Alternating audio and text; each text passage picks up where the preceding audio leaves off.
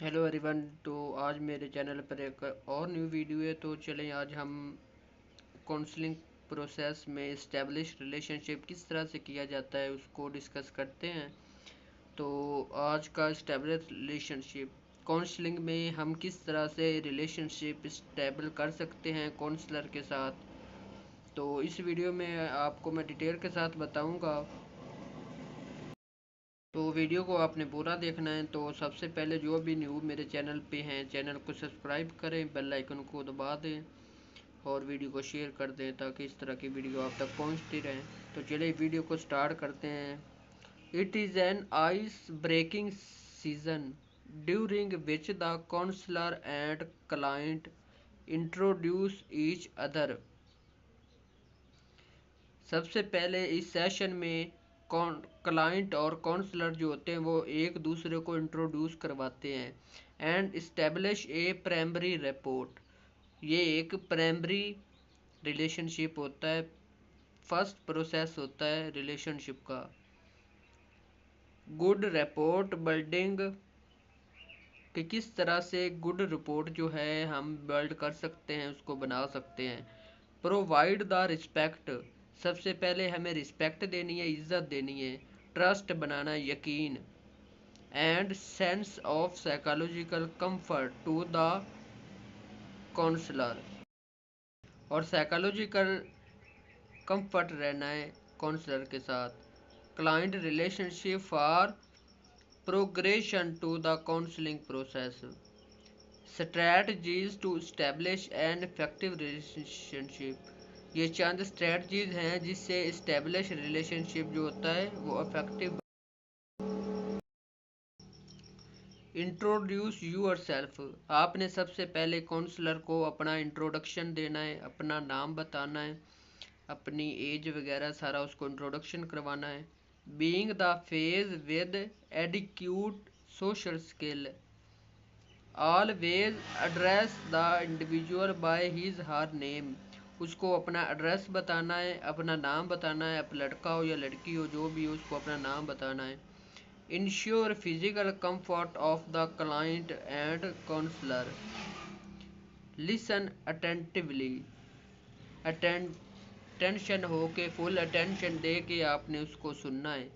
Facial expression, ये facial expression जो होते हैं मतलब आइज़, अपनी आंखों के साथ इशारा करना, बॉडी लैंग्वेज आपका सारा जो है वो ठीक होना चाहिए।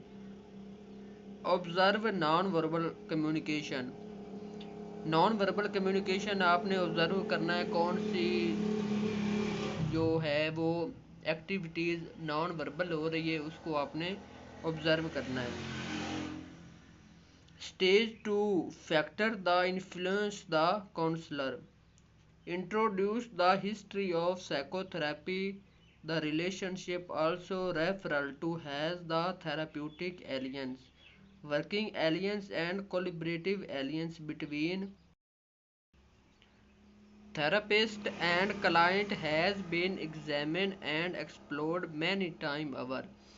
थेरापिस्ट और क्लाइंट जो होते हैं ये बहुत सी चीज़ें एक्सप्लोर करते हैं और काफ़ी टाइम एक दूसरे के साथ स्पेंड करते हैं।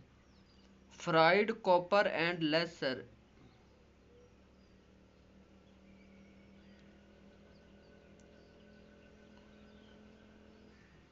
was one of the first to address the concept that client is an active collaborative in the treatment process। Fried copper and lesser के नज़रिए के साथ जो फर्स्ट प्रोसेस एड्रेस होता है, कॉन्सेप्ट होता है, क्लाइंट एक्टिव होना चाहिए कोलैबोरेटिव ट्रीटमेंट प्रोसेस में। टाइबर इसका defined therapeutic aliens has a partnership, both therapist and client agree on shared goal, work together on task design, positive outcome and establish a relationship built on trust, acceptance and empathy।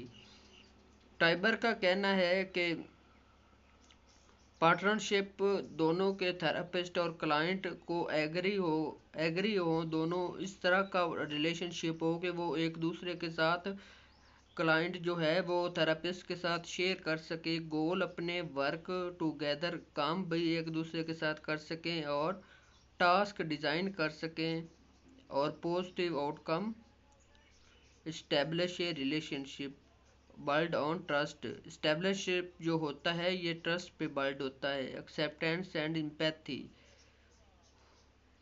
First, how to therapist can help identify and talk about strength.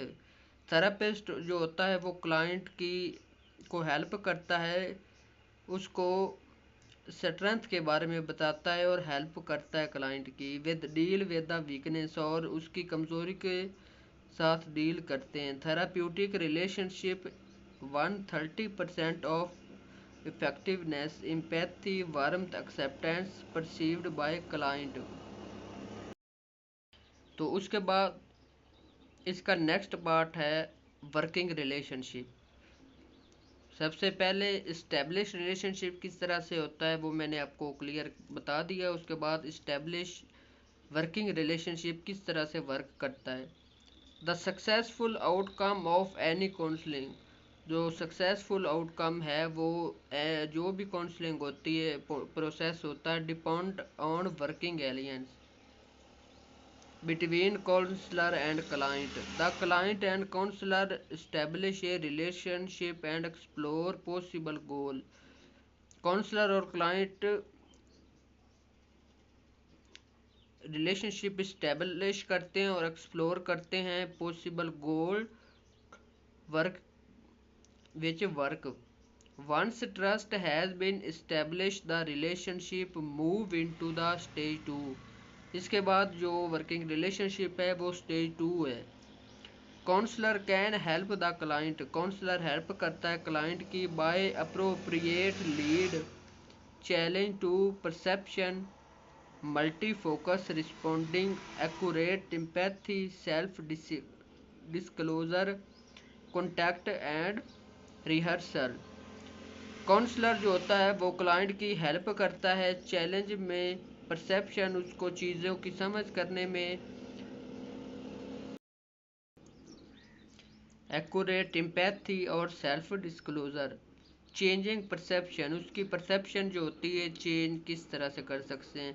Perception होती है किसी चीज़ को देख के उसको जज करना, मतलब किसी चीज़ को गलत मानी मत देना। मतलब ये सामने अगर चेयर पड़ी है तो उसको पता ना चले कि ये चेयर है, इसको परसेप्शन कहते हैं। Client often come to the counsellor.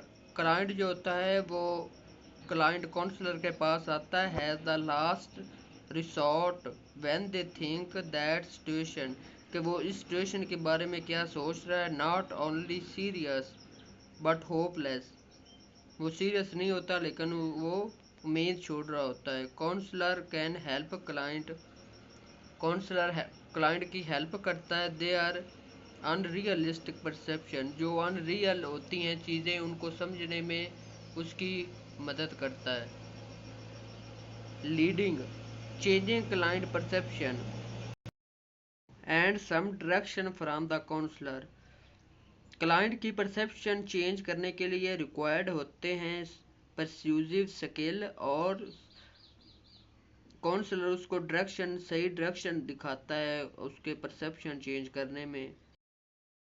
Accurate empathy. Use of empathy is one of the most vital element in the counseling.